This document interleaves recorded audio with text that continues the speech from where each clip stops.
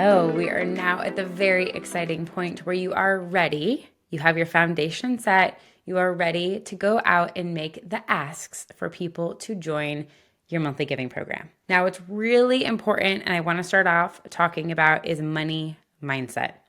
Monthly giving is not just about donations. It is about giving people a way to channel their purpose consistently. So if you can frame monthly contributions as a purposeful commitment, you are empowering donors to support your mission regularly. And that is creating a lasting impact together. So when you make these asks, when you come up with the campaigns, you should have good energy behind it, confidence and flair, because it's not just about money that you're asking for. It's a movement that you're looking to create in a community. And people can feel that energy in the emails and the ads and the social posts that you put out. So in this lesson, I think we're jumping into the best part.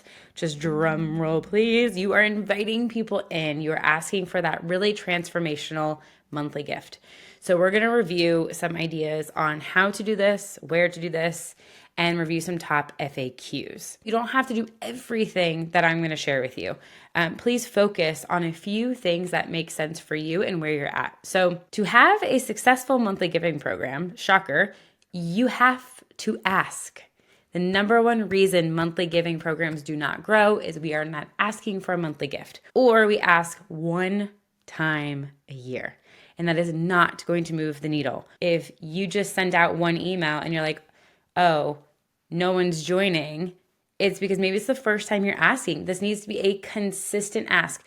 Do not feel disappointed if you send out an email campaign and no one has signed up with your first ask. This is going to take time.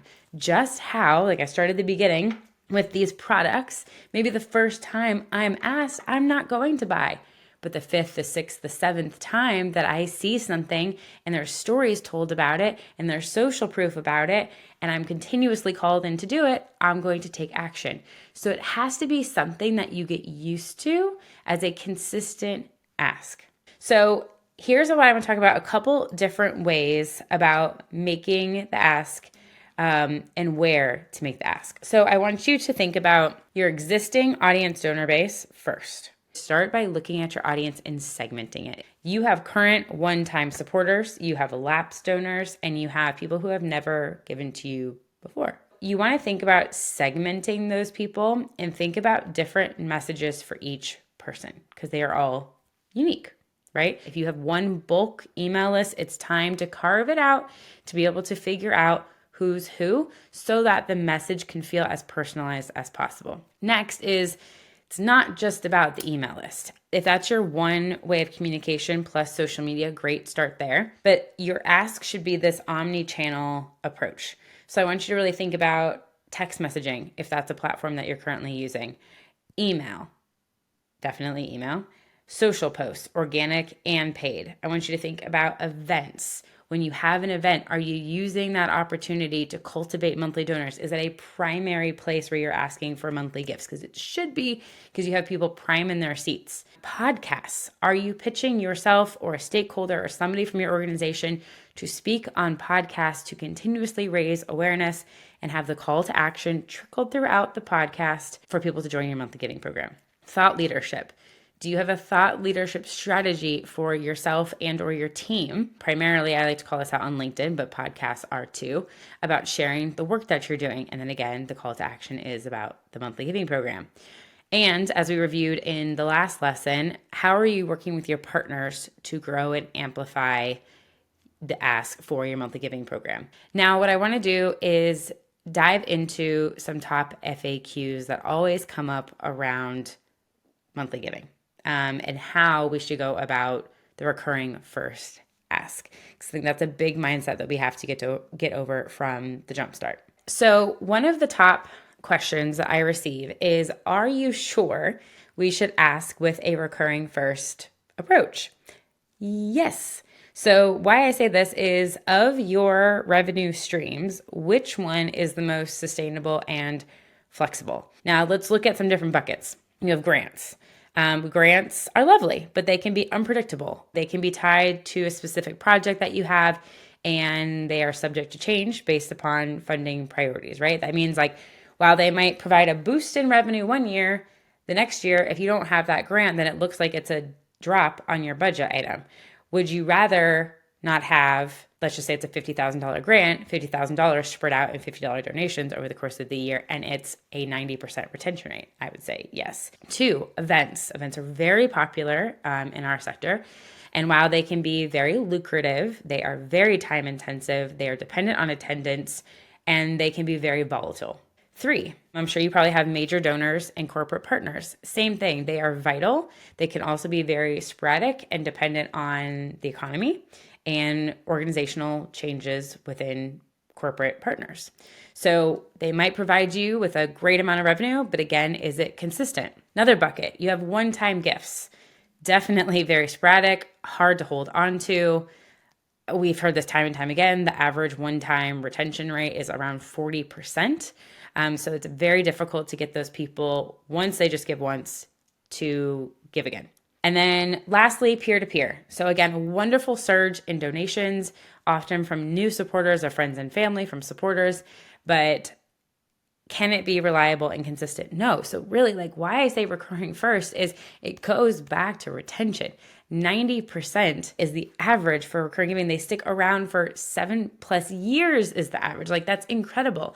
So all of this to say is it should take a large priority in your budget and your marketing efforts in your staff to focus on a recurring first ask. And that will segue into another top question, which is, will my major donors not give to me with their one-time ask if they're giving monthly?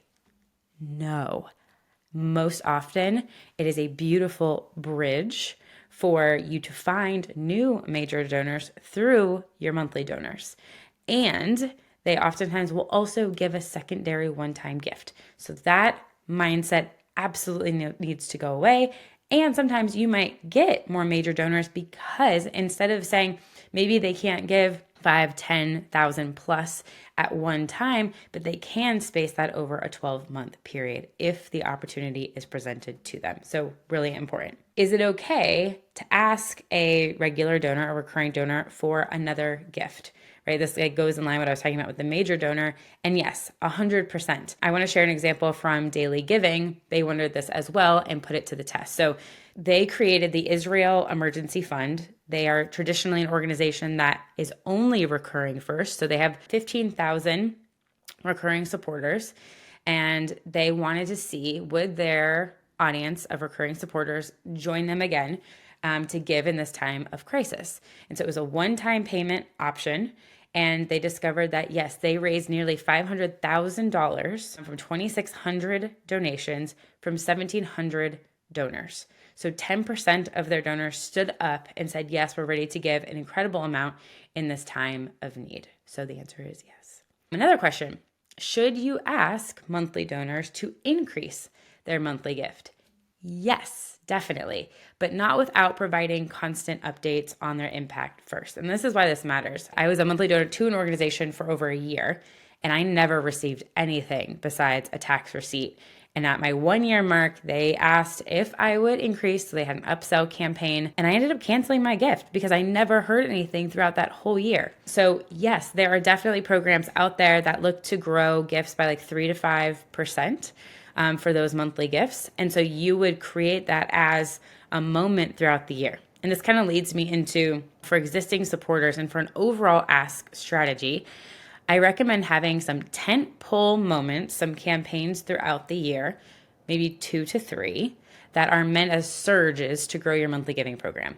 Outside of that, then you have this always on trickle that consistently in your emails, on those podcasts, in your events, at your speaking engagements, you are constantly talking about monthly giving.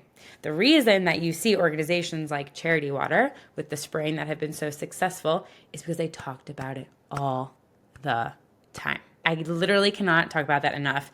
If you do everything that I've said so far, and you build this beautiful landing page and you have this great video and all these things, but you never talk about the program, and there's a fear of talking about the program, you are not going to grow your monthly donors. You have to talk about it all the time, and I promise you, things will start to generate. when you have your growth plan in place, the next lesson is talking about retention. If you start to grow really fast, but you're starting to see a drop off and your retention isn't great, stop growing and then focus on retention in the next lesson.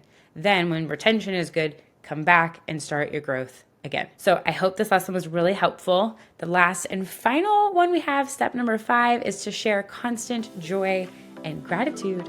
And I'll see you in the next video.